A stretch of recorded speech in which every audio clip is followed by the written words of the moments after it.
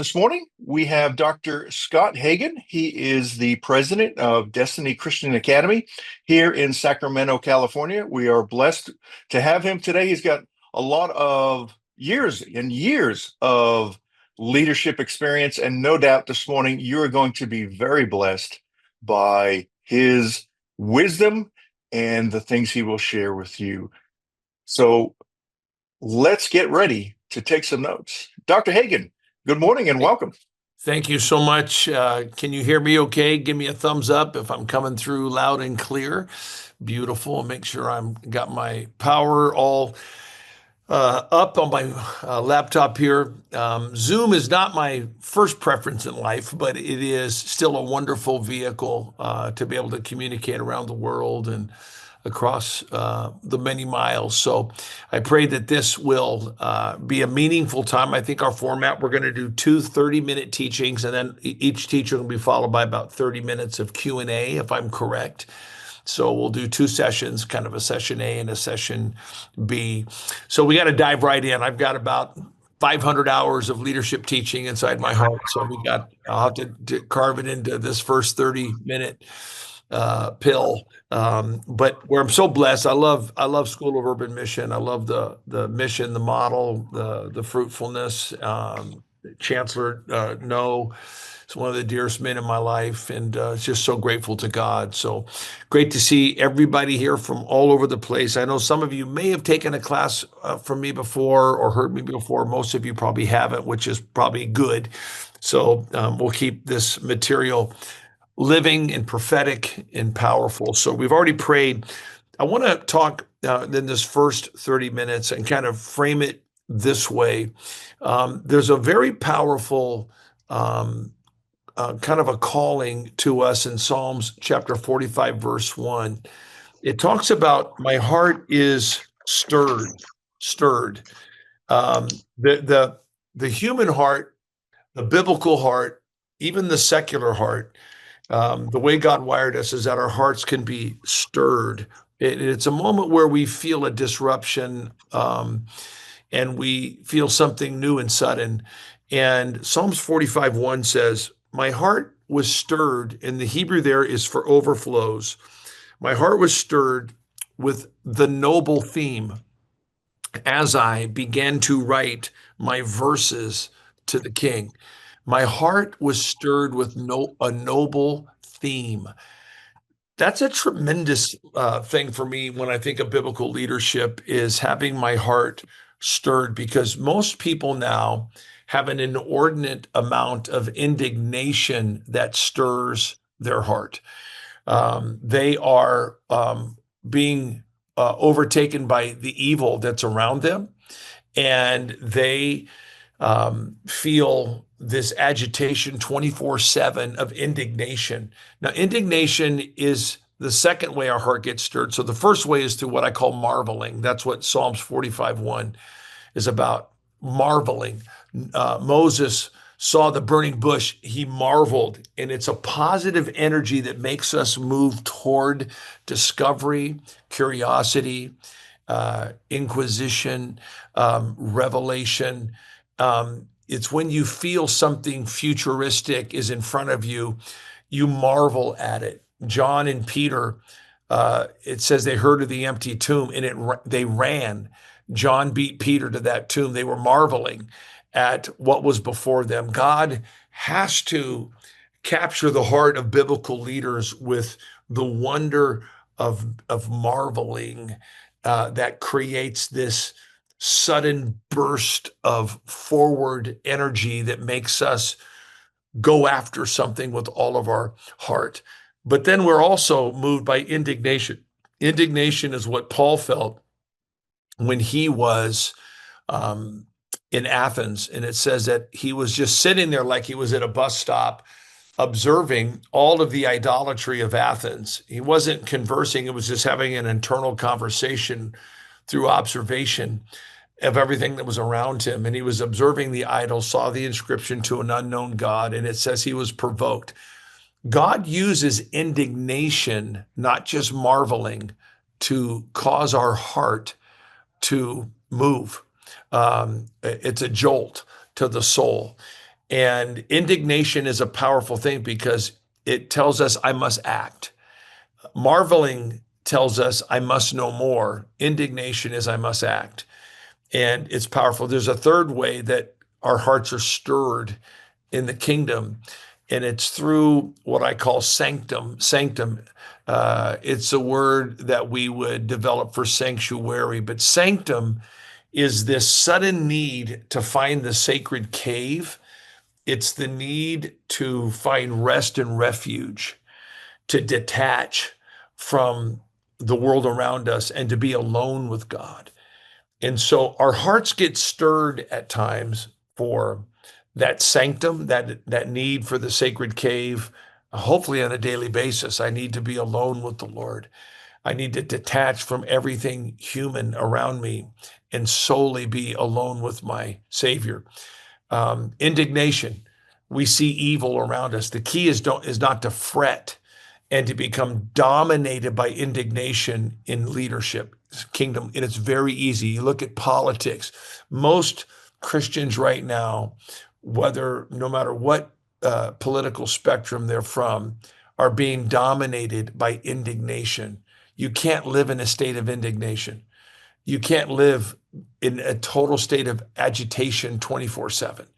You have to understand how to govern indignation in your heart as a believer, because you can look back over a sample size and say, I've had no sanctum. I've had no sacred place. I've had no sacred aloneness with the Lord because I have such indignation at the evil and the prosperity of evildoers, which is Psalms 37:1. Or I've not marveled at anything lately. No wonder of the Lord has created this energy to run toward the grand promise of God, possibilities of God. So keep a balance in your life as a biblical leader between marveling, indignation, and what I call sanctum, this need to be alone with the Lord, this desire to be just with Him. So anyway, I want to take you on a quick journey through discernment. And I think here's 4 opening significant questions every biblical leader must ask themselves. Can I remain honorable when tempted? Can I remain composed when humiliated? Can I remain loving when wounded? Can I remain enthusiastic when corrected? Those are very powerful. It's a dashboard of reflection that I think you can carry with you for the rest of your life. These are 4 highly significant questions biblical leaders must ask themselves on an ongoing basis. Can I remain honorable when tempted? Can I remain composed when humiliated? Can I remain loving when wounded? And can I remain enthusiastic when corrected? And of course, you have access to all these slides. We'll make sure that we leave those with you guys. So I want to talk to you in biblical leadership. I think it all begins with our ear, not our voice. I know we cultivate communication, we cultivate preaching and teaching, we cultivate gifts. We try to create opportunities for people to speak and share what's inside of them to get distributed to their outer world. But biblical leadership begins with listening, not with speaking. So I want to introduce you to what a very key principle in biblical leadership called maieutic listening, and the role that it plays in leadership. It's critical that a leader knows the difference between empathy and exploitation, and how listening becomes the key. In this talk, you will learn how to properly use and apply this unique Socratic method for eliciting new ideas from those you lead. So let's walk through this a little bit. Maieutic listening, that's the key thing I want you to understand. So as I go into this, Jeremiah 12:5 is critical. It says, if you have raced with men on foot and they have worn you out, how can you compete with horses? If you stumble in a safe country, how will you manage in the thickets by the Jordan? This is one of my core verses of my life. It basically tells me that the future will always be more demanding than the present. So if I have to keep growing risking, and developing in leadership because the future is always more demanding than the present. It says, if you run with men and you're worn out, how are you going to compete with horses? Because right now, the demands of your life compared to the future demands is the equivalent of racing a human being versus racing a horse. The future is going to demand more of you. He said, if you've fallen down in an open space, how are you going to make it through the thickets of the Jordan? Every spring, 20 feet high, 20 feet wide, the briar and the thorn, the bush, the hedge would grow along the Jordan River. And if you were being chased across that Jordan, how are you going to make it through a thicket? If you're falling down right now in an open space, the pressures of the future are going to be much greater. So that is why we continually do what we are all doing on this call. We are learning, we are growing, we are risking, we are developing our life. Because if I live status quo, I will run out of my prior achievements in this life. I can't live off my prior achievements. I have to keep growing and becoming fruitful. People are not inspired by my old stories. Now, I have some fundamental testimonies that I share my whole life from childhood forward that are inspiring, but the fruitfulness of my leadership life, people don't want to hear about stories from the 1990s from me, from the previous century. They want to follow the fruitfulness of your life, not the fumes. So I have to keep growing, risking, and expanding as a leader because at some point I will run out of prior achievements. And the future is always more demanding than the present. That is why I continue to develop and grow in my leadership. Real quick, again, we're talking about maieutic listening here. Is that we have to remember that deception never comes in the form of a contrast. It always arrives in the form of a similarity. So we have to develop these prophetic skill sets that keep us in the present future, not present past. A lot of people live in the present, but they really are dominated by past thinking, past ideas, past experiences, and they're trying to bring the past into the present. We are called to be present future leaders, not present past leaders, present future leaders. And we have a prophetic edge. And part of that is understanding that the enemy always presents a tree that's similar to God's tree, the two trees in the middle of the garden side by side.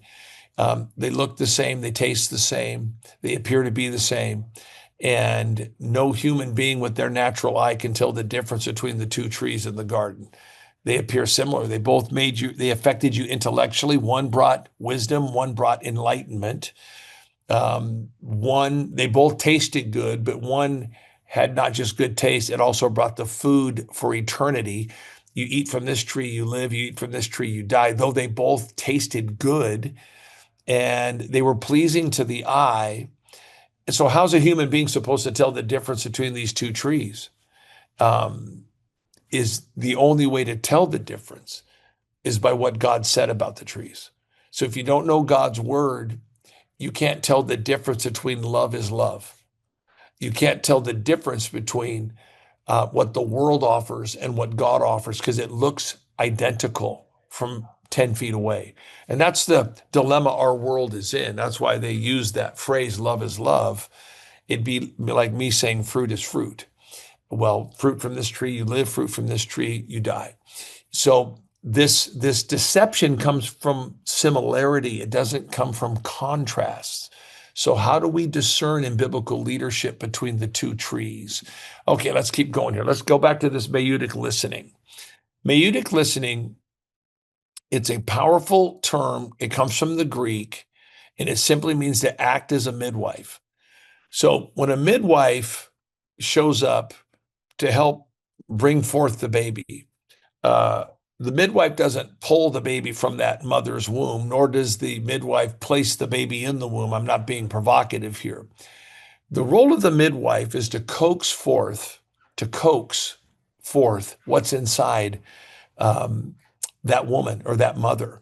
Listening Good listening, the listening ear, is designed to bring forth what is inside the one who is speaking. So I'll go a little bit deeper with this. So here's 7 quick things about listening as a biblical leader. First of all, remember that rapport comes before candor. People will never have confidence to share their ideas or concerns until they first know their relationship with you has a future. So if you are the listener, or especially if you're in a position of power, you have any authoritative role in the organization or the relationship, it's very important that you communicate to that person who is already nervous around you that the relationship has a future, and that person is not bothering you. I remember I sat down with a powerful evangelist when I was a young guy, and he looked at his watch real quick, and I knew I was bugging him. And I immediately cinched up on the inside of my soul. And I knew that I was irritating this guy, as opposed to him putting me at ease. So, the role of a good listener, a biblical listener, is to put people at ease. And when you do that, it tells the person that the relationship has a future. So, you have to build rapport before you can speak to people's lives. And listening is one of the most powerful tools for putting a relationship at ease and communicating to the person that the relationship has a future. And I know this is a little bit counterintuitive, because in ministry, we always talk about speaking first, training people to be good speakers. But I think we need to train people, first of all, to ask good questions and be a good listener. People need more than a professional response from you and I in leadership. I call that pseudo engagement. They're looking for empathetic insight, not just empathy, but insight. People need unscripted connections. They need wisdom that flows from a well almost unexpectedly. People are not looking for scripted relationships. They're looking for unscripted relationships, in which suddenly they're saying, feeling, and doing things that are unscripted, or things they did not prepare. And it's by putting people at ease. It's by giving them rapport before candor. I just tell people this when in leadership. One of the toughest tests of leadership is to listen well when someone tells you something you already know.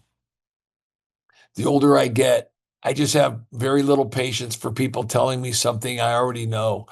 My wife and I, we joke about this. She always gives me an instruction driving a millisecond before I was about to do it. I already know what to do, but there's something in me that reacts and affects my listening if I feel like I'm being told something I already know. It takes great discipline in biblical leadership to stay open, especially if the answer's coming from someone who's younger than you, because there's a natural order to things. Like I'm not going to listen to you because, one, you're younger than me, and number two, I think I already have exhausted the knowledge of that. I have found the greatest learning in my life in leadership is this ability to listen well, especially if we're talking about something that I consider myself an expert in. Anyway, okay, we gotta kind of hustle through here. Here we go. So effective listening in biblical leadership replaces rehearsal with silence. Silence is a self-inflicted disjuncture, meaning that I'm going to unplug myself from what? From rehearsing what I'm about to say when there's a break in the action. So waiting on the Lord in our devotional life is what this is all about. It's a moment of self-inflicted disjuncture, which means that I'm going to spend time listening to the Lord, but really I'm just waiting for a moment to spill my guts.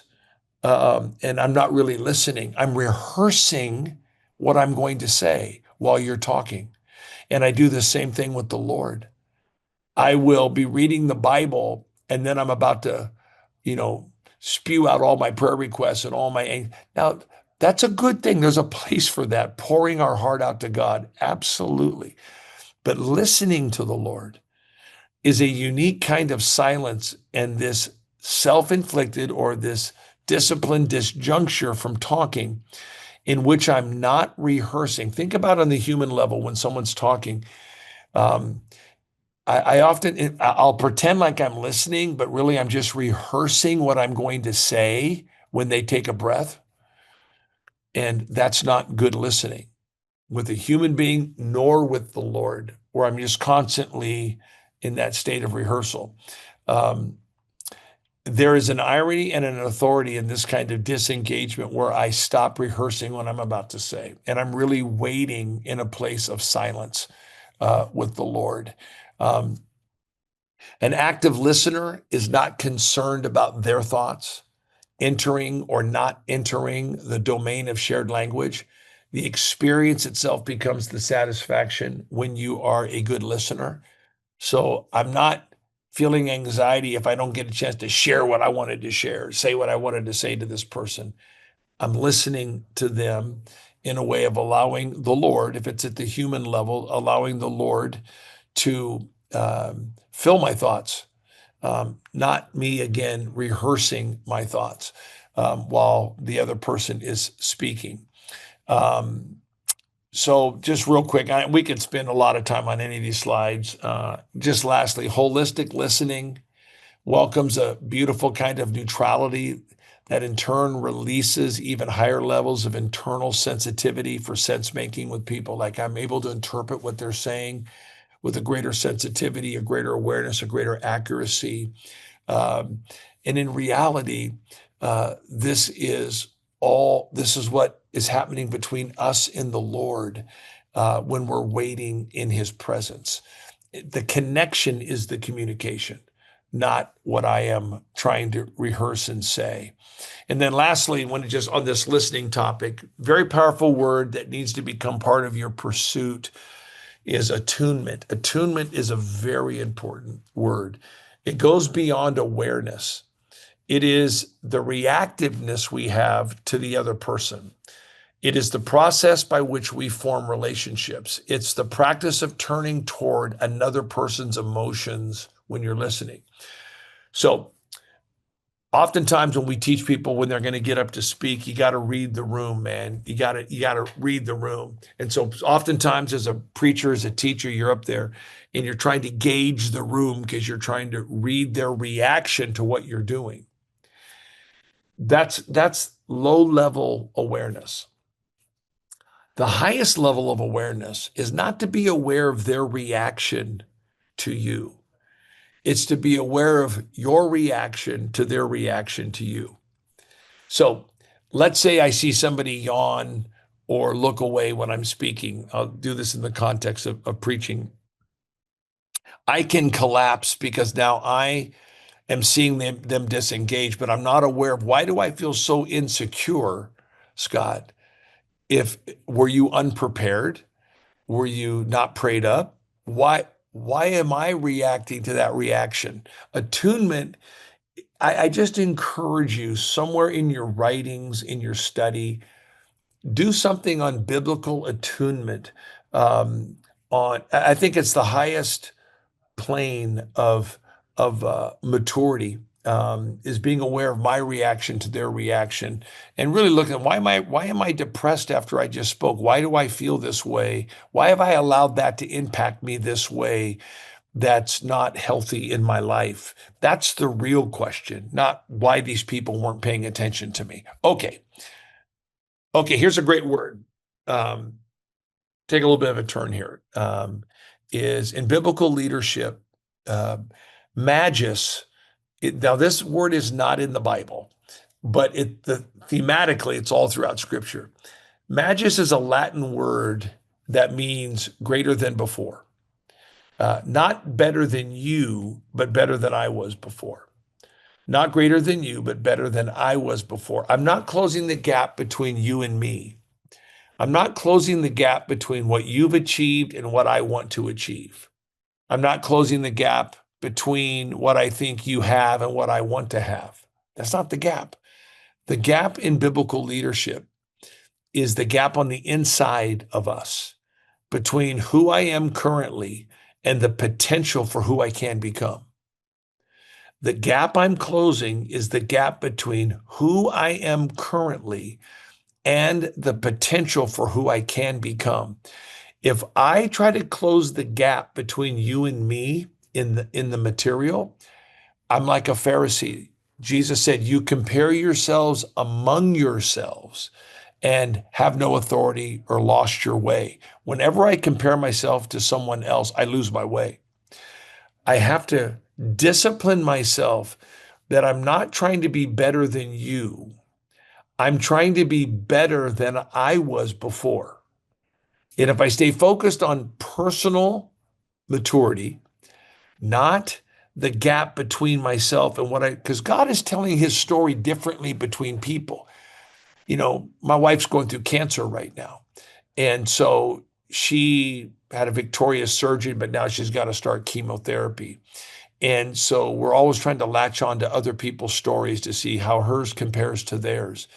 But sometimes God tells his story through this person, through deliverance, but he's telling the same story of the kingdom through this person through suffering. And I don't know how God is telling his story. That's why if I compare myself to another person, I lose my way because there's something going on that I don't quite understand in that person's life or through that person's life. So Magus is the key. Greater than before, not better than you, but better than I was before. Okay, I'm going to jump here. We've got a couple things that we'll pick up in the second thing. So listening and discernment is what goes hand in hand in biblical leadership. Two things about discernment. Discernment is about seeing the good inside the bad and the bad inside the good. So listening well when I'm alone with the Lord, waiting on him, listening well when I'm with the body of Christ, other believers, cultivating my ear, not simply cultivating my voice.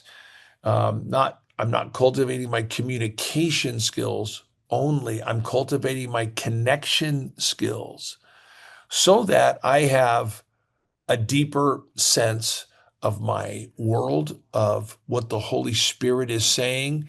Some people, this comes natural. Some people, they have to discipline. I'm a talker.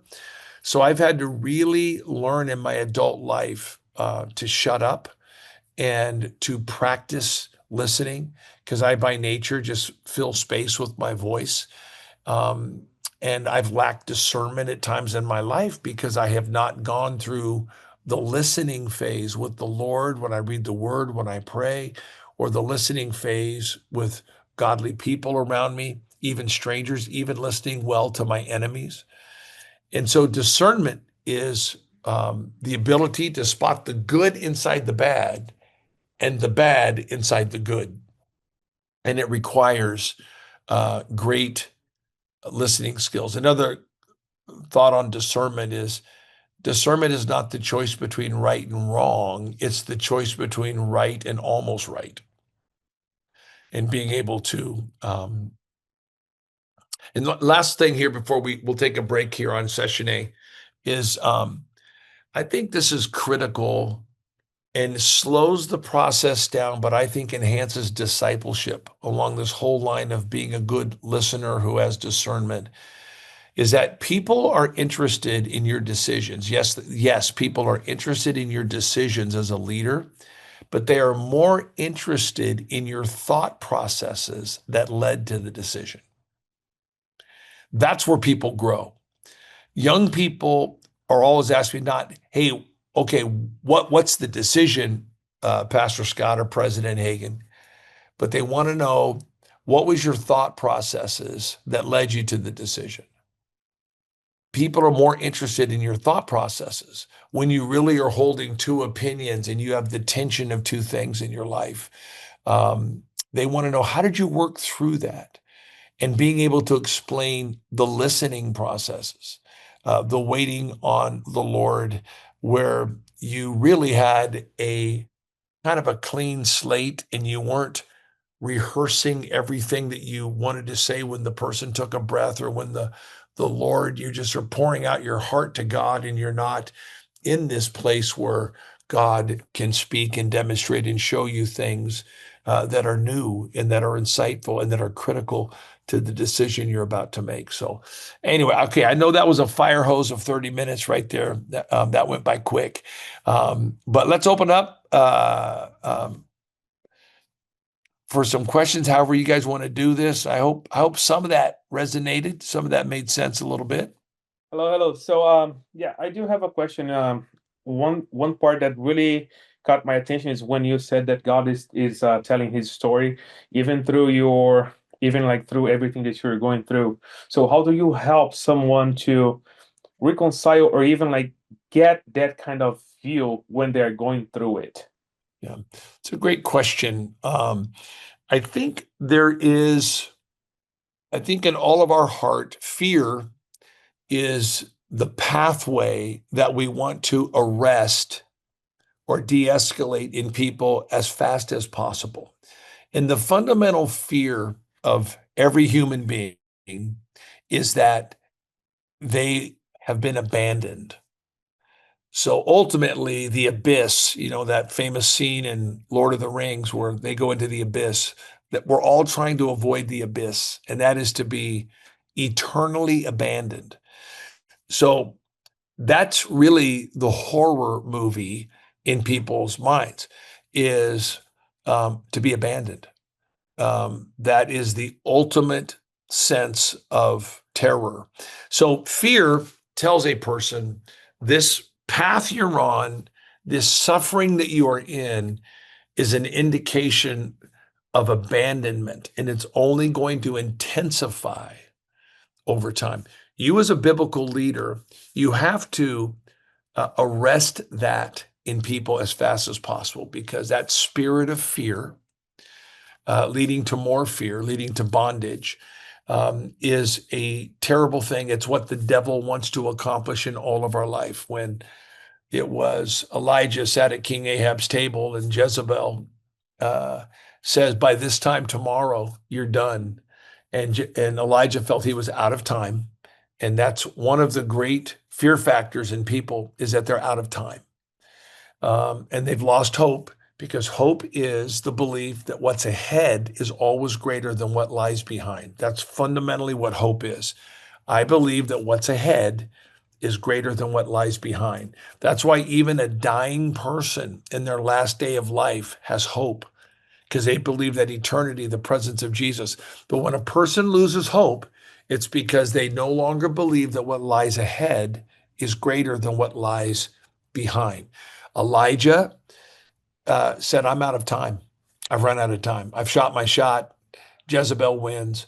So he ran a day's journey, 26 miles in the wilderness, left his companion, left all relationship, and ends up exactly where fear wants to take people, through suffering, is I'm exhausted and I'm in the middle of nowhere. I just want to die. So he requests of the Lord to die. And that's what the enemy wants, to get us all to that spot in the desert where we are alone, out of companionship, out of energy, totally exhausted. I want to die. And of course, the Lord did not answer that prayer. The Lord gave him strength to get through the day, then strength to get through the month, and then got him to the cave, talked to him in a still small breeze, told him he wasn't alone. There were 7,000 others. It's a great sequence. But back to your question is, you have to, as a biblical leader, help them understand that suffering brings them closer to the Christ story than blessing. Sometimes deliverance is the story. Sometimes suffering is the story. We cannot choose how God is going to use our story in that given moment, but you have to de-escalate fear that they are going to be abandoned at the end of this road. That's what they're really, I think, afraid of. All right, thank you, Rinaldi. Kiana, go ahead. Good morning, Dr. Scott. Hey, Kiana. I am so grateful to be in this course, but I recognize some of those nuggets from the leadership class we had before, and I'm Yes. like feeling so refreshed. It's so present. But when you talked about having your heart stirred, the marveling, the indignation, and then sanctum. I've never heard the term sanctum before. Like, can you elaborate a little bit more about it? Like, I know you said detach and be alone with God, but is that part of another way that we can be stirred, like to go be with God? And Yeah, it's a desire. It's just a fun way of using more of a Latin word for uh, finding a sacred place to be alone. And Mhm. it's really the root of what we would get sanctuary from, to be with God, to be alone with God. And I think I find in my life, my heart gets stirred for aloneness with the Lord. My heart gets stirred by marveling at something God has placed before me to pursue, a church to plant, a church to build, a city to take, a university to lead. So marveling is like the bush. There's an assignment usually in the marveling something. Okay, you're saying something to me, God. And so, but right now, people are dominated with indignation. Now, indignation does play a part. We have to speak up and we have to protect and we have to preserve and we must act. But we also can't allow that to be the dominant bulk of our life because people right now have worked themselves into a place of fretting over evil or the evildoer, Psalms 37:1. And they don't marvel anymore. There's nothing new and fresh that God's doing. And they're not responding to that impulse to be alone, to find sanctum, sanctuary, a sacred cave with the Lord, because indignation is how they define their entire Christian faith right now. Does that make sense? Can you help me spell sanctum real quick from my notes? Yeah. It's Sanctum. Sanctum. Thank you. You got it. Hi, Professor Scott. My name's Rebecca. Thank you for teaching this class. It's been really great to sit in and glean a lot of these nuggets. A question I might have is, so you mentioned, having to build rapport, which I completely agree with, and making sure the people that you're working with know that you're not going anywhere. Well, can you talk to kind of something where sometimes you can't really control certain things? Maybe a church might split or things might happen, people might move on. Can you talk to like balancing, okay, yes, I'm drawing you to work with you, and then also I want to draw you closer to the Lord than I am to me. So can you talk a little bit more with that? Yeah, and it's a great question. The deep dive in there, and I'm glad we have more than 2 minutes to do this Q&A time, is the modern church has become a very large organization. So now, I know when I started in 1980, prior to the world of technology, I was a youth pastor in San Jose, large church of 2,000 people, Bethel Church. There were 9 pastors on staff, and there were 4 support staff. There were 2 secretary administrators. There was a facilities person and a front desk person. And that was it. Now, in that church of 2 to 3,000, you would have maybe 6 or 7 pastors, and you would have 45 support staff running social media, running setup and teardown, running events, running weekend services. All these new jobs have been created by the multi-site church and the social media demand of church. So you have all kinds of new and different kinds of employees working for the kingdom of God that are not pastors. And so that's brought a unique dynamic. We could do a whole session on this.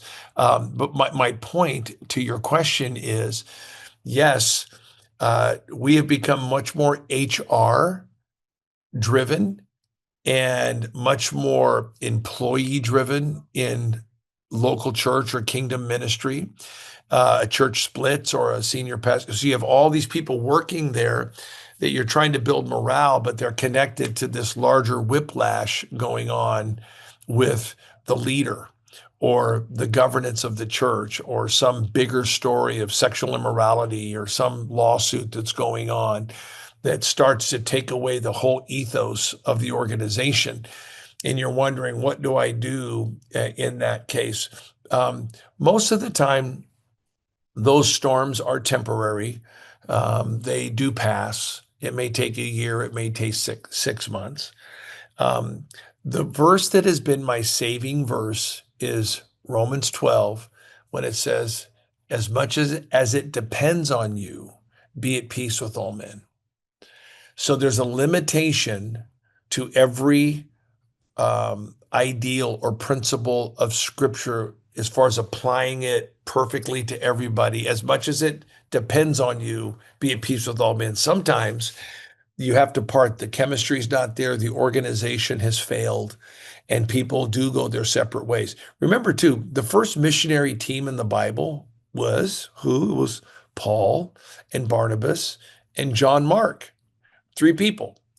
They didn't even make it through one tour of duty, and they imploded. John Mark quit. He got scared. Paul was too intense. And then Paul and Barnabas had a sharp disagreement about John Mark, so they separated. So the first Go Ye into All the World organization, 3 people, imploded after one assignment. But God used that implosion. Paul regrouped with Silas. Barnabas went and got John Mark. They had a fruitful life. And then 20 years later, the Apostle Paul, when he's in prison, 25 years later, calls for John Mark back in his life. He said, when you come, can you bring John Mark? He didn't even want to see this guy, 25 years earlier. And now there's been healing and tenderness and restoration. So God does use that crazy implosion of organizations to cast and burst and distribute people into new locations in his sovereign goodness. It's hard to explain it, but it's a great question. Sorry for the long answer. Another question. Thank you, Rebecca. We do have one in the chat, and then we'll go to Pastor Scott. Renee asked this question: when someone loses their way and you can sense that they're in a reprobate mindset, what would be the best way to try and lead them back to the Lord? Should we rely on discernment as well as the leading of the Lord? Yeah.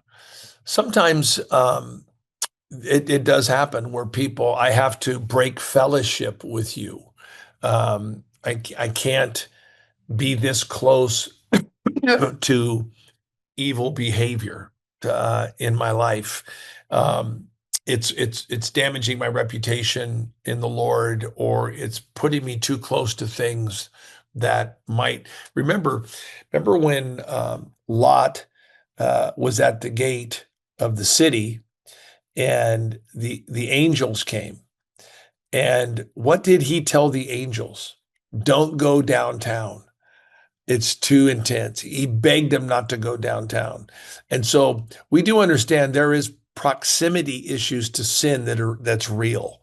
That I'm not going in that club. I'm not going to go in there under any pretense or any missional purpose. I can't be in that setting. Sometimes it's a letter that articulates my feelings. Say, listen, I feel that I need to create a boundary with you. It hurts my heart. I love you, but I'm not going to be able to participate in our relationship in the same way.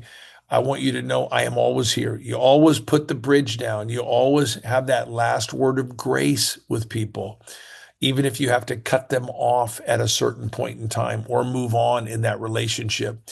If you are ever interested in talking or praying together in the future, talking about the things of God, I'm always available to you under that boundary.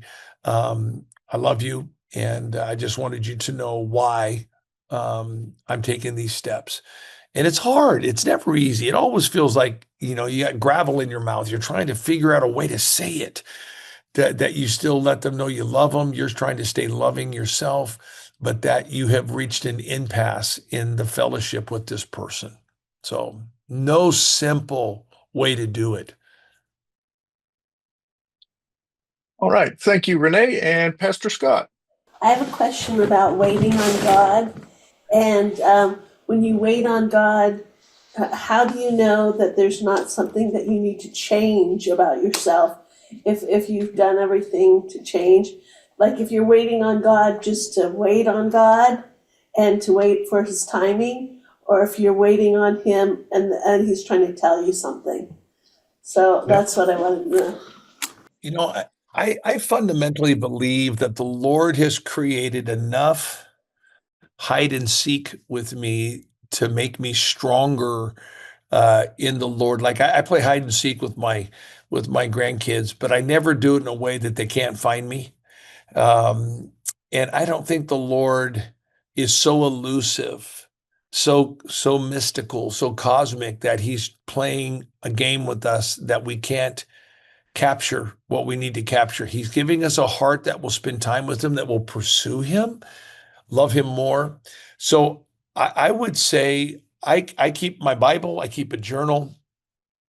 What I read in the Bible is always more important than what I write in the journal. So the promises of God are true.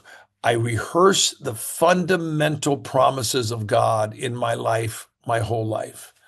To seek his face, I will show you things which you do not know, great and mighty things which you do not know. When Jeremiah writes that, as the deer panteth for the water brook, my Psalms 1 was the first thing I ever memorized in my life. Blessed man that walketh not in the counsel of the ungodly, stands in the way of sinners, sitteth in the seat of the scorners. His delight is in the law of the Lord, in his law. He shall be like a tree planted by the rivers of living water, and his leaf won't wither, and in his fruit, in his season, he'll bring forth fruit. So those are fundamental ideas about God, about our relationship, about his desire to deliver to me everything pertaining to life and godliness, that he's not playing hide and seek and leaving me in this perplexed, like he's an earthly lover, like an earthly boyfriend, girlfriend who's playing head games with me. I just don't have that view of the Lord. And so I keep a journal, I do write, but I keep those fundamental promises before my heart, so that the enemy doesn't make me feel confusion or that I'm lost with the Lord. I don't know if that's a good explanation for you. It's a very good question you've asked, but waiting on the Lord, but rehearsing the certainties that are connected to his promises is key in my life. So.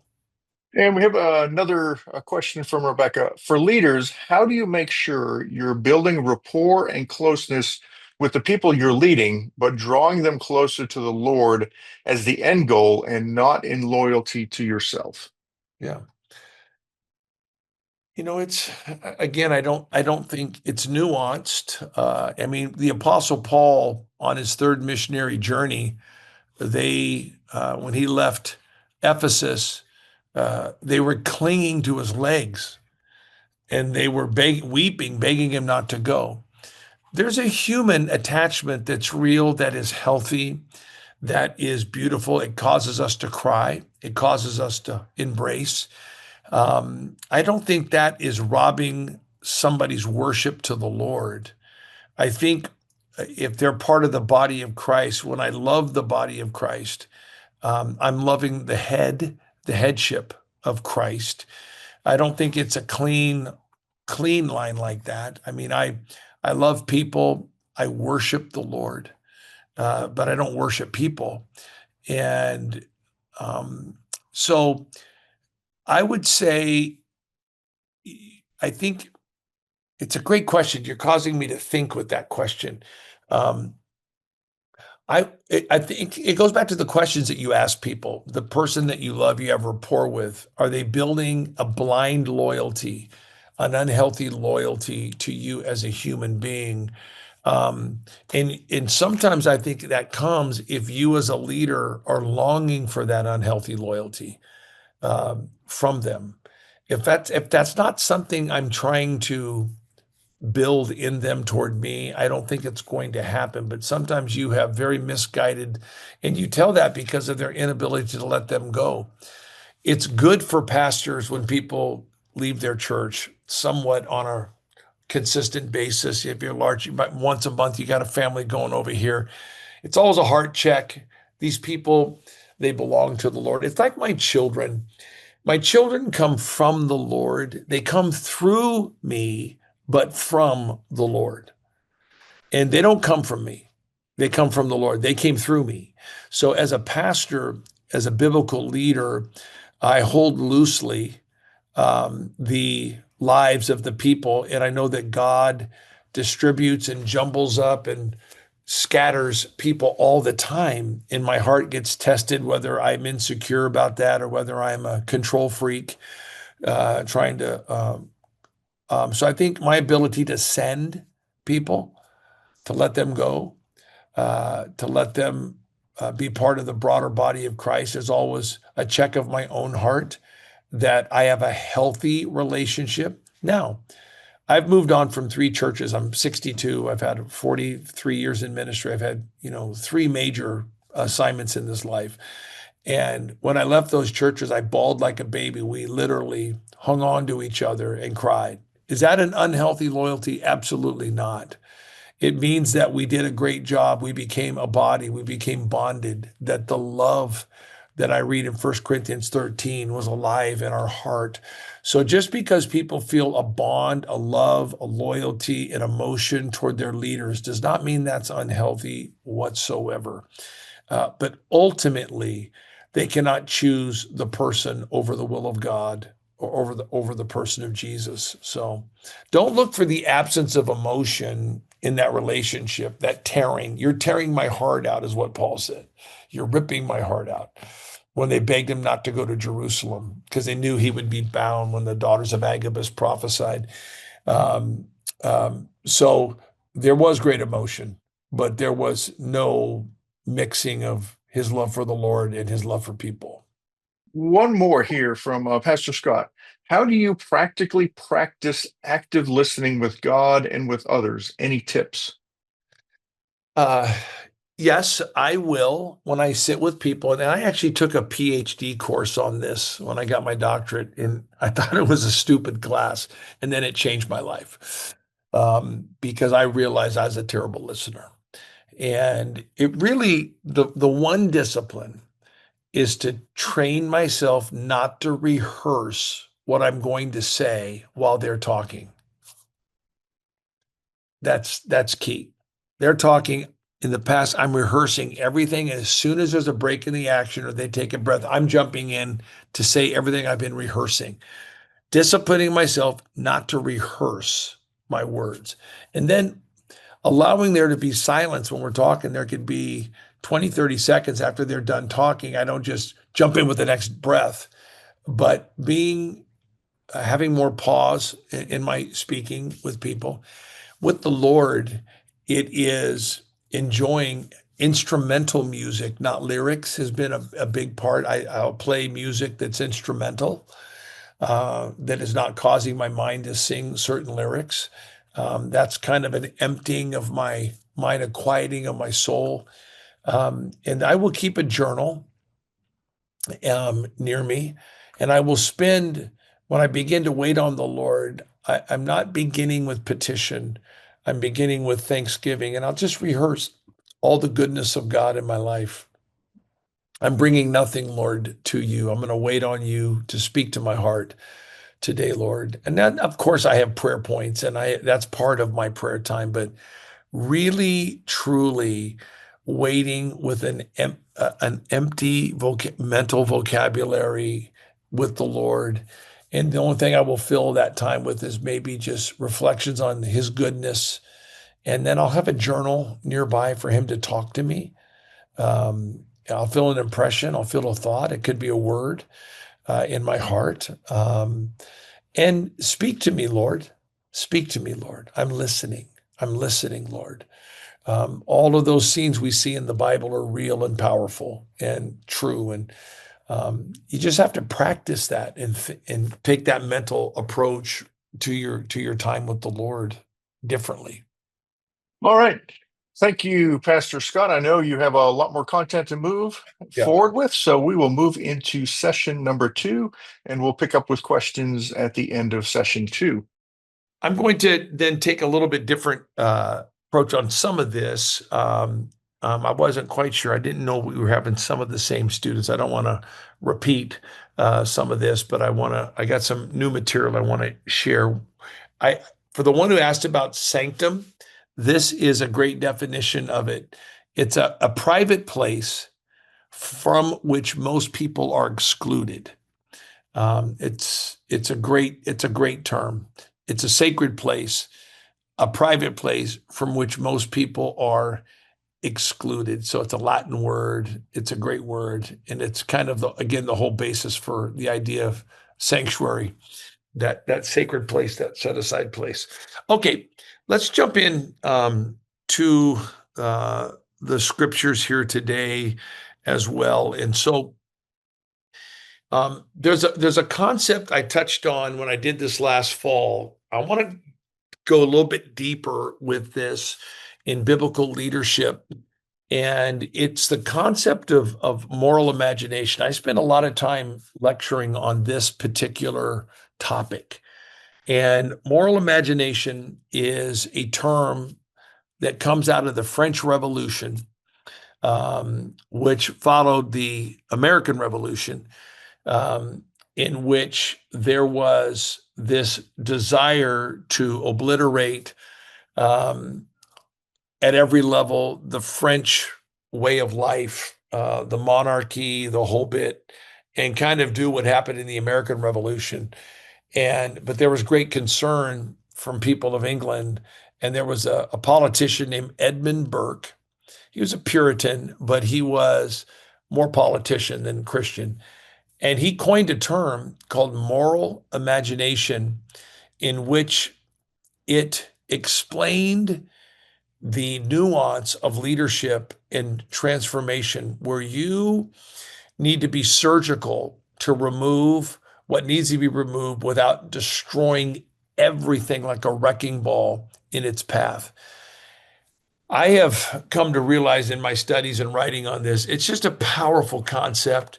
And I was reading as well the life of Mother Teresa, the famous Catholic nun in Calcutta, India. I had a chance to visit there in Calcutta. I've been a couple times and saw her work. I was actually going to have breakfast with Mother Teresa one morning, and I got there to her house with my sponsor, the lady that was caring for me there, Hulda Buntain, and the Vatican had called Mother Teresa to Rome in the middle of the night, and I was so disappointed.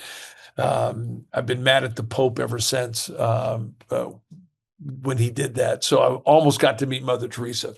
But I'm a Pentecostal pastor, but this idea of moral imagination really defined much of what I saw as the dilemma of my parents' generation. My mom and dad, born in the 30s, grew up in the 50s, did their adult life in the 60s and 70s, raising kids, involved in church, had a great heart for world missions, gave to missionaries to go around the world. But probably my parents' generation would not walk across the street. I don't want to be too provocative here, to spit on somebody that was homeless outside the church. Their whole heart was around the world, and there was not a domestic burden for that they saw. It was more world evangelism, but the problems with America were just off their radar. They just didn't know how to deal with it, because so much of religion and theology in the previous 100 years of my parents' life contributed to the conditions. And it was fueled by, clergy and bad preaching and bad theology in some segments. So moral imagination was this idea. I'll read it here for you. It's the most important leadership trait in troubled times is moral imagination. We must locate leaders who will risk and stay embodied in the immorality, and I say that in an academic sense, of the crisis, because people are in need of care, while at the same time mentally repositioning themselves outside the crisis to architect a future design that is moral, and I would add the word redemptive. So it's this ability to be embedded in the problem where people are hurting and dying. And we did cover this aspect last fall. but also the ability to move outside that problem, to see it with clarity and to help architect. Because you have one of two ways that people approach problems. Either they remove themselves as theorists and sit at the top of the high rise and look out the window at the problems on the streets and theorize concepts that need to be implemented. Or you have people that are down in the trenches, in the smoke and the ash, the blood and the sweat, where Mother Teresa was. And they're so embedded in the bloodshed that it destroys their perspective in life. Even Mother Teresa, the reason she's fascinating is because at the end of her life, she questioned the existence of God. I mean, if you saw her home for death and dying in Calcutta, it was unbelievable. And just taking these, almost like you can't even call it human existence, and putting them in these beds with these turquoise sheets, these little brown bodies that look like Holocaust skeletons, and dying, and then they would be there to receive comfort in the last day of their life. Just to do that over and over again took away some of her soul, and made her question whether God was even real. We don't want that to happen. So you can't be so embedded in the problem that you lose your perspective. It goes back to what we talked about at the beginning of our time together today, is that we're living with indignation, and we're so upset at the evil, and we're trying to fight evil in our own strength and fortitude and protest and marching and destruction and this and that. There's a place for that activism. But if you live in it 24/7, it somehow distorts the world, and you begin to behave in much the same way of the thing you despise, whatever that is in this life.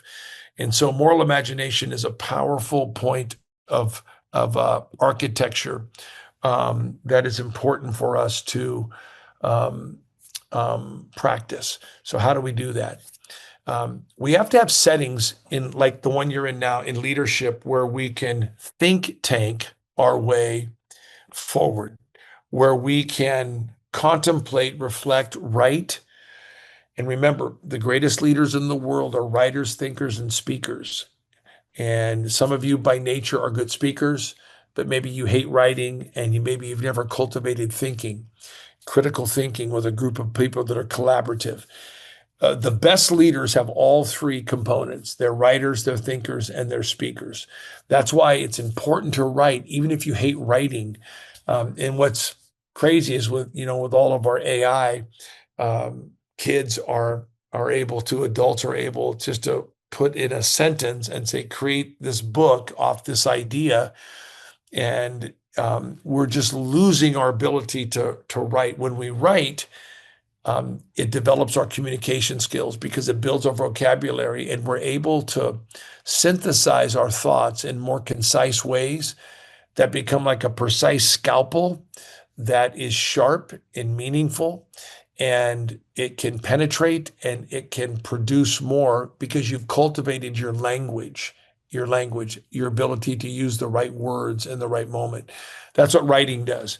But unless you go through the process of thinking, reflective thinking, this is the sanctum that is critical in our life, where we are able to be alone and apart from the noise, where we can journal our thoughts, and not simply read a book and write what we reflect on what we read, but really from that blank space where God is interfacing with our giftedness and our minds and our hearts, and we're able to write. It's just powerful. I watched the other day, I don't know if you all saw the great movie, I Can Only Imagine. It was the guy that wrote from Mercy Me wrote that song. It's 10 years old. But how he wrote that #1 song after his dad died. But they reenacted his journal that he had a page, and on the page he just wrote imagination, another page, and he wrote it as a junior higher, and just, he had this book that captured these fleeting thoughts. I can't emphasize enough how important it is to have a place and a space in your life, not just a diary or a book or a journal, that captures those fleeting impressions that the Lord gives you in times of sanctum, the sacred place, the alone place. It's critical. Those things can begin to form into powerful ideas, even powerful curriculums or books, things down the road that are much larger than that single word. But most people just don't take time to do it. And I think they are limiting their influence. So writing, speaking, and thinking. But the thinking space, this collaborative space where we are able to capture and also bounce ideas and practice how we articulate words for the broader stage of our life, practicing that with a group of people in our life. Me personally, I have to think out loud. I don't do well just simply going into a closet and coming out. I have to also have a forum in which I'm with friends and I'm thinking, and I'll hear it come across my lips, and I'll say that really wasn't what I was intending to say. So in all of this, I believe there's these 5 things that you see on your screen that are always in play as biblical leaders as we formulate a moral imagination. As we are down with hurting people, we still got to be able to taste the blood, feel the blood, experience the sweat, the heat, the sorrow, hear it for ourselves. We can't be up in the high rise, but we also can't live in that space. We have to get up on that 3rd floor, 4th floor with a group of people and think about an architecture that is redemptive. So, but it really involves these 5 areas of formation, helping people understand, hey, my relationship with Jesus is real. Personal wholeness, I feel good about myself. These are the 5 questions or the 5 outcomes that we are helping people discover as biblical leaders. Is their relationship with Jesus real? Do they finally feel good about themselves, which is personal wholeness? Can they say, hey, I get along with others? When they look in the mirror, are they able to say, for the first time in my life, I get along with other people? Do they have a life mission? Hey, I know what I'm good at. And is there fruitfulness and legacy, meaning I do my work well? So for me personally, this is my dashboard, and this is the dashboard that I distribute, whether it's to teenagers or to adults. I try to think in terms of spiritual formation, personal wholeness, healthy relationships, life mission, fruitfulness, and legacy. And ultimately, I want people to look in the mirror and say, man, my relationship with Jesus is real. I feel good about myself. I get along with others. I know what I'm good at, and I do my work well. There's an integrity and a passion to what I do. So you can choose 500 different discipleship methodologies, modalities for this. But ultimately, friends, we have got to see people answer these 5 questions, because this is what derails them. This is what robs them of their life, not mission, but their momentum. They're very involved in justice. And of course, justice is biblical, without a doubt. But there's people, but in some ways, social justice has become the new circumcision of our society. If you read the book of Acts, circumcision became the singular. And you read Paul's letters in Paul's day, circumcision became the only thing that mattered.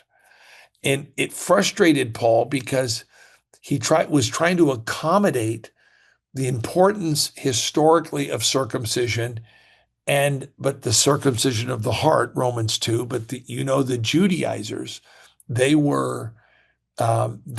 was their only message. They had one message, and that was circumcision. They became followers of Christ, but they wanted to practice circumcision from the law. Paul actually tried to accommodate this Acts, 15 after the Council of Jerusalem, in which they said, we're not going to put that burden of circumcision, but we're not going to eat meat offered to idols, no sexual immorality, don't touch a dead person. Then in Acts 16, verse 1, he circumcises Timothy. It seems like he undid all of Acts 15. He was doing his best to accommodate the circumcision tension of the New Testament. But he got so frustrated that that's all they talked about. He finally said, I would that you would why don't you just castrate yourself, mutilate yourself? That you have no other message than this. And in some ways, the political centric message that is religious is social justice is the only thing in play 24/7. And justice is at the core of the kingdom, at the core of the Christian faith. But so is the stewarding of your body. So is, you just go down the list of the fruit of the Spirit. So I think people are engaged in tremendous religious activity, but their relationship with Jesus is not real. And it's interesting too. I don't want to go down a rabbit hole here, but you can ask almost every president from Trump to Clinton to all the modern. My first president in my life, I remember, was the youngest memory I have is when Nixon resigned, and then Ford became president, and then Carter, and then Reagan, and then Bush 1, and then Clinton, and then Bush 2, and then Obama, and then Trump, and Biden, and Trump. So I think I got them all in there. If you were almost to ask every president, including our current one, they said, how does a person go to heaven? They all say the same thing. If you live a good life. And we know on this call, that's the wrong answer. Heaven is not the result of a good life. It's a result of forgiveness that comes only through the atoning blood of Jesus Christ. So most people's relationship with Jesus isn't real, is my point here. So in biblical leadership, our mission is to make certain people have a relationship with Jesus that is real. That's not using biblical topics such as justice to create a self-righteousness through works that I am religiously satisfied before my Creator. We've got to make certain that people are coming to a genuine relationship with Jesus that is built on grace and the forgiveness of Christ through his blood. And then the second thing is that people don't feel good about themselves. So here's where discipleship kicks in. They carry baggage and memories and self-hatred. I was teaching a group of young people recently the story of Amnon in the Bible when he raped Tamar and his half-sister. And the story is very vivid in 2 Samuel, and it is an ugly scene in which this rape takes place. And it says that the hatred that he felt for her was greater than the love that he felt for her. And he said he threw her out of the room. And most of our behavior toward humanity around us is a result of self-hatred, primarily brought about because of sexual immorality that's going on. People hate themselves. There's such guilt, such shame, such self-hatred. It spews into the hatred of the world that is around them, though they don't recognize the source of that hatred. They think it's because the world's rejecting them, when really there's a rejection of themselves. Even when you look at this very contemporary trans movement, it is the rejection or the hatred of the way I've been made is causing me to move. So discipleship is about personal wholeness, helping people finally feel good about themselves, that they are healed, that they're forgiven, that God made them correctly in his original design. This is a huge aspect to discipleship, and a huge responsibility of biblical leadership is personal wholeness. I feel good about myself. And then healthy relationships. Most people do not have good acumen, practice with relatives and with friendships and relationships and coworkers. And there is broken relationship everywhere. And the unique thing about being a human being is that we'll never run out of human beings. So we can reject people every day. There's always going to be a long line of new human beings to build relationship with. So people don't feel a necessity for healthy relationships because it's a fluid life, a distributed life. There's always new people for me to meet, get to know, and move on from. And instead of healing those relationships and getting along with people beyond that initial impression and working through difficulty, they don't have the discipline to do that. But we know that the fruitful life is about restoration of relationships and making things new and even bringing things back from the dead at times. So being able to say, I get along with other people is a huge breakthrough for the average person. Again, my relationship with Jesus is real. I feel good about myself, personal wholeness. I get along with others, finally, healthy relationship. Then, of course, life mission. I know what I'm good at, understanding the basic motivational gift of my life, how God designed me, how God wired me. There's a lot of experimentation when we're young. You know, our life is filled with discovery in our 20s. There's a lot of experimentation then in our 30s. We settle in a little bit in our 40s, and we begin to understand what we're really talented at, good at. And then our 50s and 60s are tremendously fruitful if we've spent those first 30 years doing, or 20 years doing learning and discovering what we really are good at, what our life mission is in the Lord. It's amazing how few people know what their life mission is, or basically, what am I good at in this life? And being comfortable in that skin. And then, of course, you have the last aspect of fruitfulness, teaching people in discipleship how to apply their best to that. How do I operate not only with integrity and work ethic, but with a passion and an energy that is honoring to the Lord? My wife, again, she just had cancer surgery. I can't tell you what it was like to have two top professional surgeons, these two women, both in their 50s, who were the best of the best, who took their craft, their talent with tremendous excellence. They approached it. And when this 4-hour surgery was done, they came out with a bounce in their step, full of energy. Like, I just was so thankful that somebody was doing their work well in this life. So this whole idea of being a morally imaginative leader that is architecting the future, that is caring for the wounds of the bleeding in the streets, I think is central to all of our work. I don't care whether you're pastor, denominational leader, college president, lay leader in the church, whatever it is we're working with people, spiritual formation, personal wholeness, healthy relationships, life mission, and fruitfulness and legacy should be what drives us forward. I got a couple more things I want to share in the last 5 minutes here. I'm going to get to just a couple general things to help hone and sharpen your leadership life. Remember that a good reputation in biblical leadership based on two things. You got to keep your promises. You got to keep your cool. Whenever I'm building a new leader from scratch, I deal with this. I said, if you want a good name, a good reputation, that when your name crosses somebody's mind and they have a good sense about you, it's because you've kept your promises and you've kept your cool.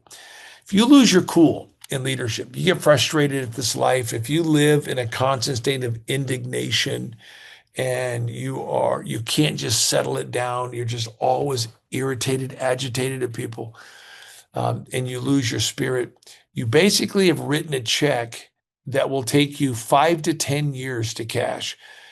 People, it takes them 5 to 10 years to get the image of you losing your cool. I'm talking about screaming, yelling, using profanity at somebody, just snapping, that they just took you to that place that you don't want to go, but you went. Just remember, before you let it out of your mouth like that, you're writing a check for 5 to 10 years.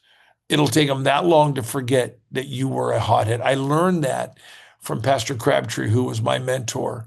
He said, if you lose your spirit, it'll take them 5, maybe 10 years to forget that image of you.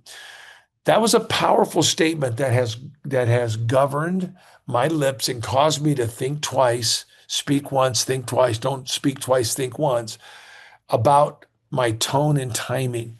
And then keeping promises. You can only break so many promises with people, and they no longer take you serious as an adult, and especially in spiritual leadership, friends.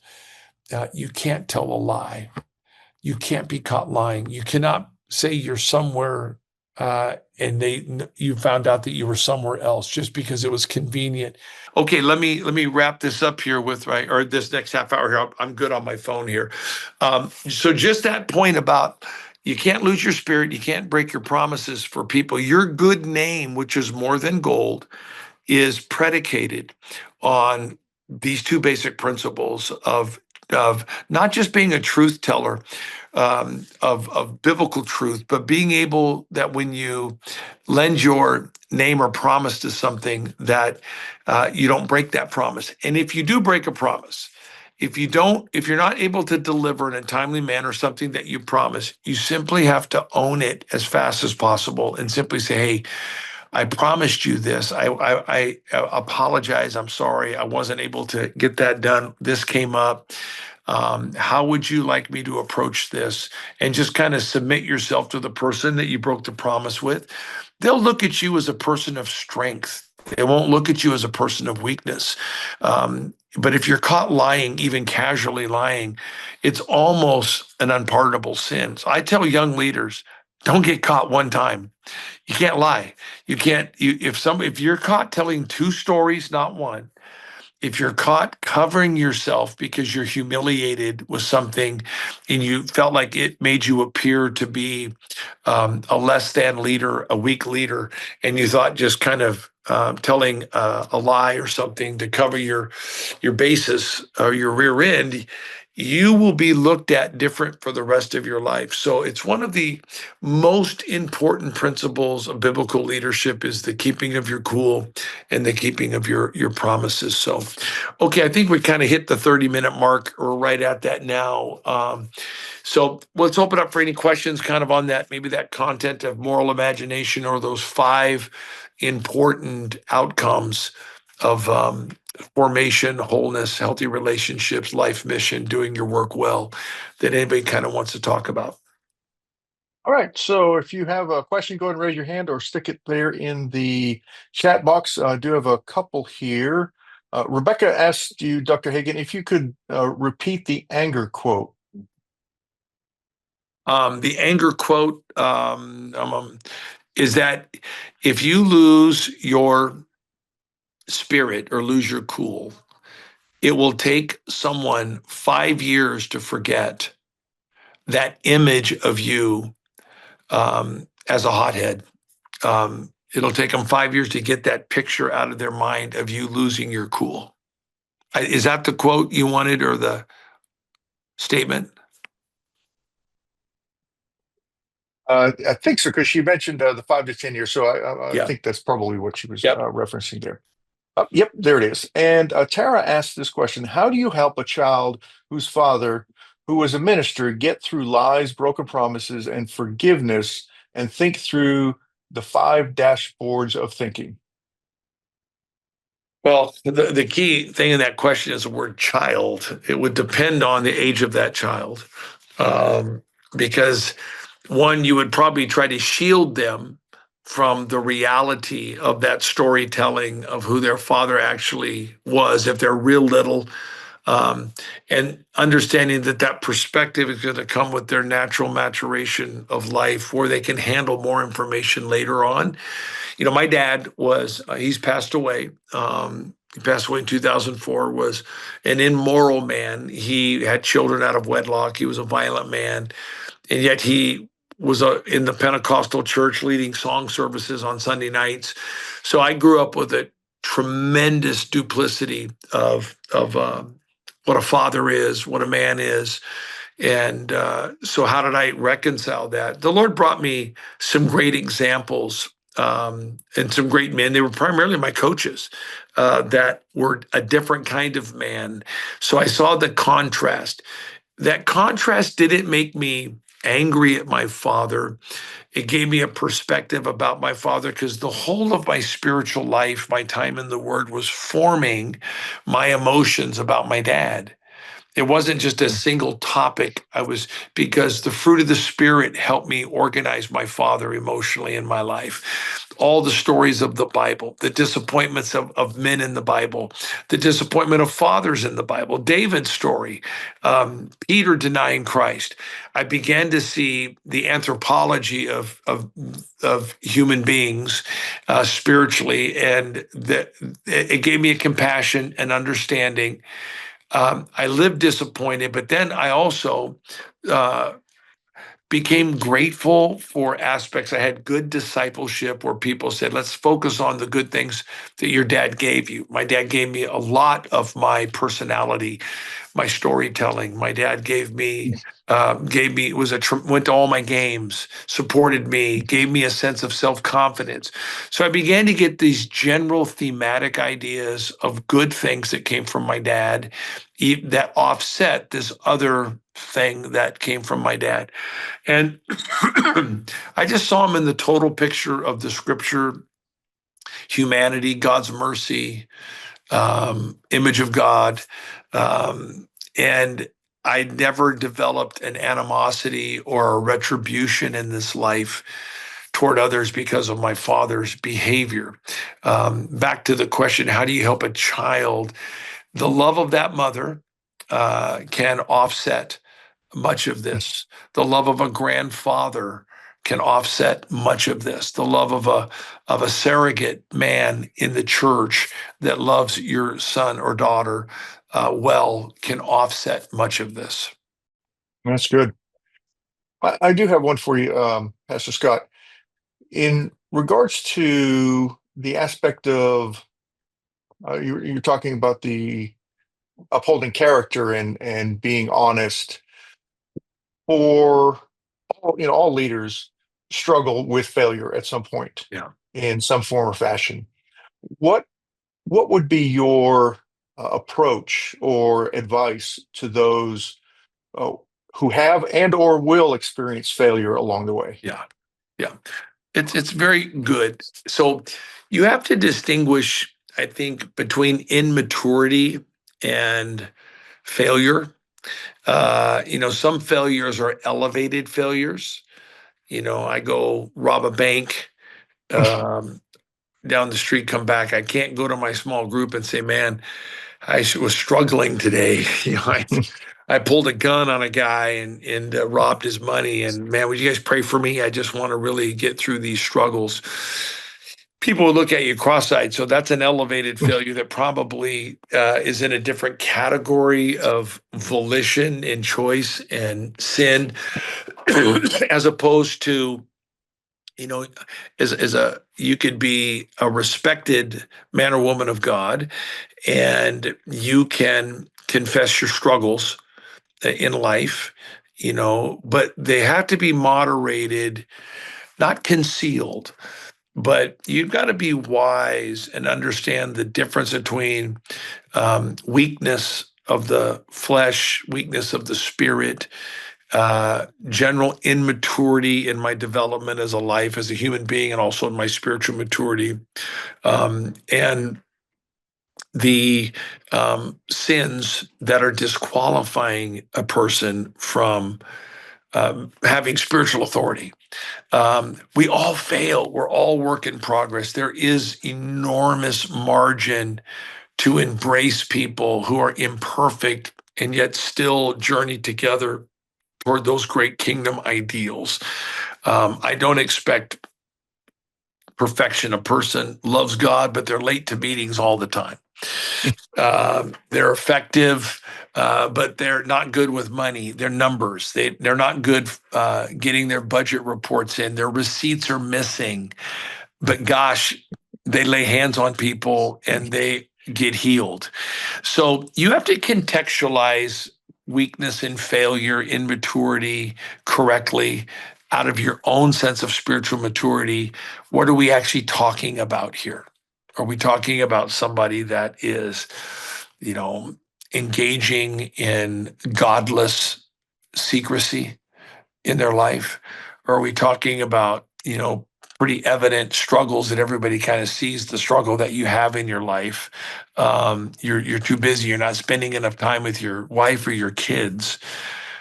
Should you step away from the ministry right there? Well, no, but there is a space and a grace to strengthen that area of your life. So it really depends on the topic for me, on what that failure entails, and what level are we talking about. All right. And Jose, go ahead. I think we've got a couple more in the chat box as well. Thank you so much, Dr. Hagan. Such a good conversation here, and I really appreciate your time and your investment into us. My question for you goes back to this whole idea of moral imagination. You made the statement that you can't be so embedded in the problem that you lose your perspective, right? And then you gave us a framework, which is very helpful on the macro level for leaders. But on the micro level, for the people that you're discipling and leading, they don't necessarily have that perspective, and they don't necessarily want to see it. How do you help clarify that in a practical way for people, where it helps that process of them reaching the goals of moral imagination, that development, that maturity? Great question. Thank you so much for asking it. First of all, I've been teaching this principle of moral imagination to everybody one-on-one over coffee. I said, I'm going to give you a new set of words, or a fresh language. Language is very powerful. Language is like a new kind of instrument that helps you organize these mixed emotions. So I said, there's a concept called moral imagination. Like, let's say I'm talking to somebody. Let's do a little case study here. You got someone in your church. Are they experiencing the problem, or are they they're working with homeless people and they can't understand why everybody's not helping out to work with homeless people because they're using their money, they're up 24/7, people are staying at their house, they're just so immersed in trying to solve this problem. So would you say we're trying to help that person, or the person who maybe is homeless, or the person who's trying to help the homeless that's so embedded in it that they can't see straight? What would be the person we're talking to? Jose, who do you, what's the situation you have in mind that we're trying to help?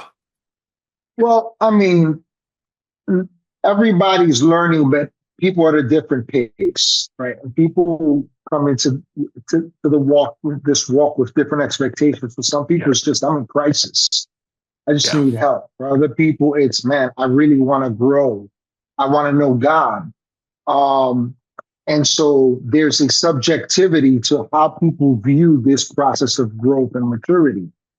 But I guess I'm not thinking about a specific example as much as, how do you help people view this objectively and at the same time personally? Got it. Okay, I think I got your question. And again, it's an excellent question.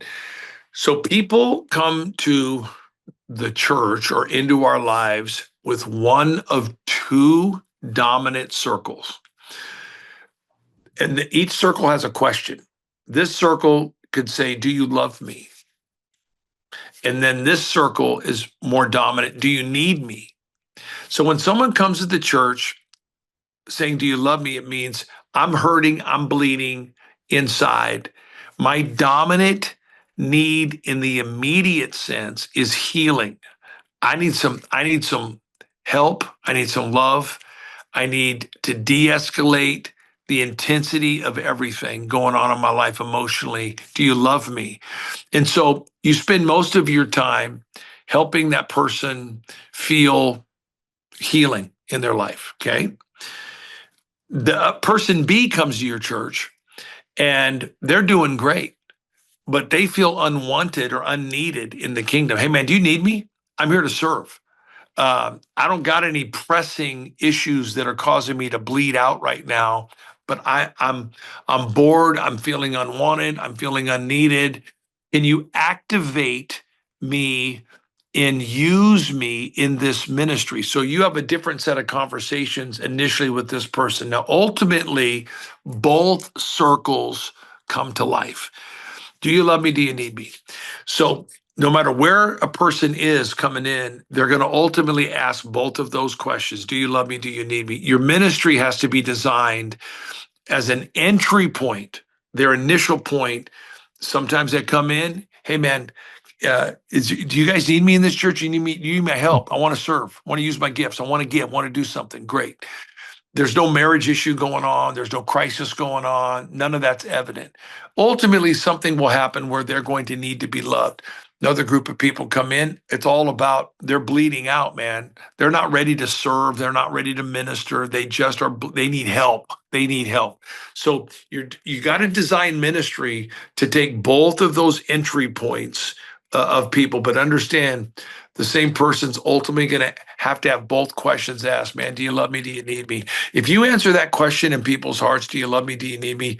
They will be loyal followers and parts of that congregation. Now, moral imagination. I've been teaching this idea of moral imagination across the board on a napkin, one-on-one at McDonald's, over coffee at Starbucks, large seminars, giving people a new way to look at their world. And I use the Mother Teresa example. Everybody knows her. I said she was so into the dying that she lost her perspective on the future. And then other people, all they do is sit around and write grants and sit up in the tower and sit in board meetings and sit in committee meetings, and they haven't helped a person on the street in years. They're more an administrative bureaucrat. So if I've got that person, I am moving them toward the street. If I'm taking somebody that's living in the street, trying to solve the problem, being subsumed by it, I'm moving them into more of a think tank. Okay, let's take a breath on this and let's begin to develop larger thinking. And at a personal level, this is my dashboard. I think in terms of, Scott, am I helping people that legitimately that are in need? Am I willing to get my butt up, get in that car, go help, give that person a ride, get them there, do this? Am I giving the money out of my own pocket, or is this benevolence money that belongs to somebody else? But also, am I in a setting with redemptive thinkers that are thinking about a better, more redemptive future so that we get out of this cycle? So moral imagination for me has been a great organizational instrument for me. But at the end of the day, as a biblical leader, I'm answering two questions, man. Do you love me? Do you need me? And do I have a design to help people who are coming in bleeding or coming in bored? I want to activate you. I want to help you. But ultimately, those circles begin to balance, and everybody is going to ask both questions in the long run. That's a long answer. You asked a great question. So Good. Thank you, Jose. This is from Pastor Scott. This is a question for Dr. Scott from Andrea in Pastor Scott's group. How do you handle when people are in church and they talk about ungodly things? I've tried different ways, but think it's not worth confronting this because people get offended and may even leave church. I try to be led by the Lord. It's so hard. I think it's better to let the Holy Spirit do the work and lead by example. Another thing, how do you handle when people want to lead a ministry at a church, but they're unmarried and live with their partner, for example? We love them, see fruit. It's so hard. Ministry is tough. Yeah, Great questions and dynamics that every single one of us have to deal with. On question one is when people are saying ungodly things, don't ever correct them in front of people. You have to weigh out, but have that conversation in private. Say, listen, and here's the way I frame all critically difficult conversations. I always ask, I said, listen, can you help me understand something? I was in a group, I heard this come out of your mouth. It might have been profanity or might have been something that was highly sexual, inappropriate, or gossip about somebody. Hey, Bob or Sue, can you help me understand where you were coming from in that comment? It struck me wrong, and I don't want to have anything held against you, but can you help me understand? Instead of going and say, hey, I heard you say, always begin the conversation with, hey, can you help me understand? Because what that does, it gives them an entry point to explain.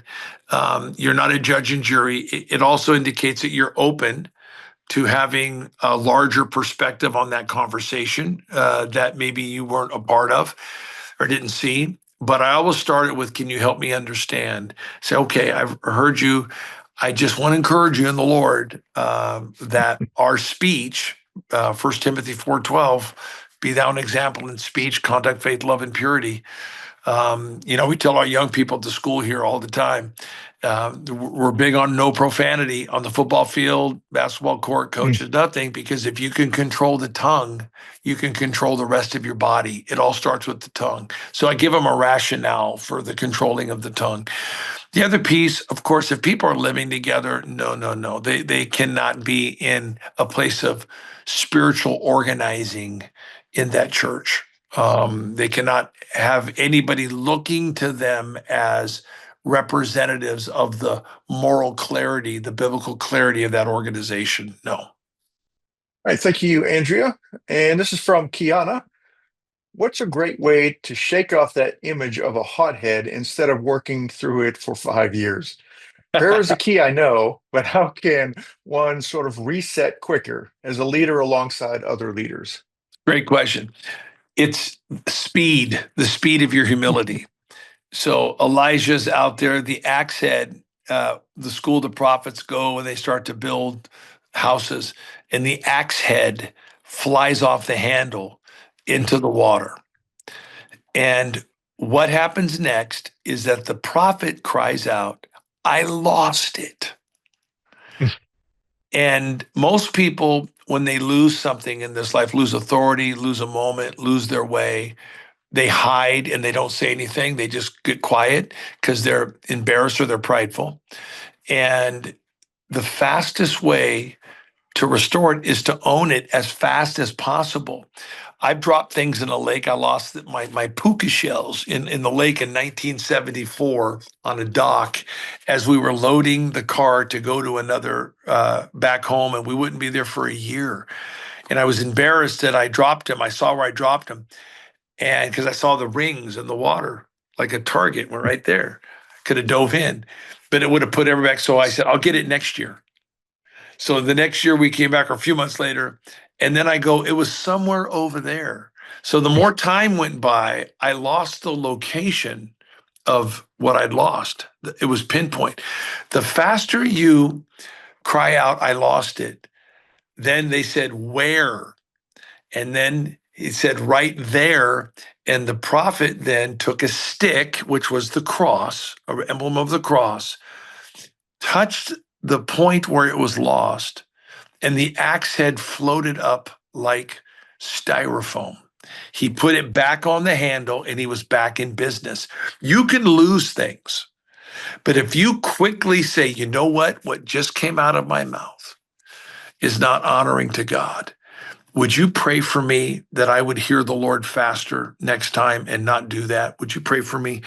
But you let weeks go by, months go by because you're prideful and you're humiliated, you lose track. We deal with lots of married couples and they go, I don't know where our marriage went wrong. We lost it somewhere back then because they've let time go by. But when you cry out, I lost it, and they say, where? You can apply the cross of Jesus Christ and resurrection power to the reputation that is at the bottom of the lake, your reputation floats right back to the top. You pick it up with your hand, you put it back on the handle, you're back in business. Speed is everything when it comes to failure. You got to be fast and say, you know what I just said, sweetheart, son, daughter, coworker, that does not reflect who I want to be. Would you pray for me that I would not do that anymore? God, I want to hear God's voice before I have an outburst like that. The axe floats back to the top. The axe head, the iron floats back on the handle. So when you fly off the handle, the way to get it back on the handle is you cry out, I lost it, and you apply the cross as fast as possible to where you lost it. That's great. If Really, they really good. don't reset like that, if they don't reset like that, what can the other person look forward to though? Like the other leader, how can they reset with seeing them like that if they don't That's a great question. It choose that depends direction of on, humility? is this a destructive pattern? Is this practiced privately, publicly? What's the damage being done by this person? But without humility, you'll never get it back to a normal sense of trust. You love the person, but your trust has been impacted. And love and trust are two separate things. That's why forgiveness can happen instantly, but trust takes time. I can forgive the person instantly. I forgive you for that, but I don't trust you.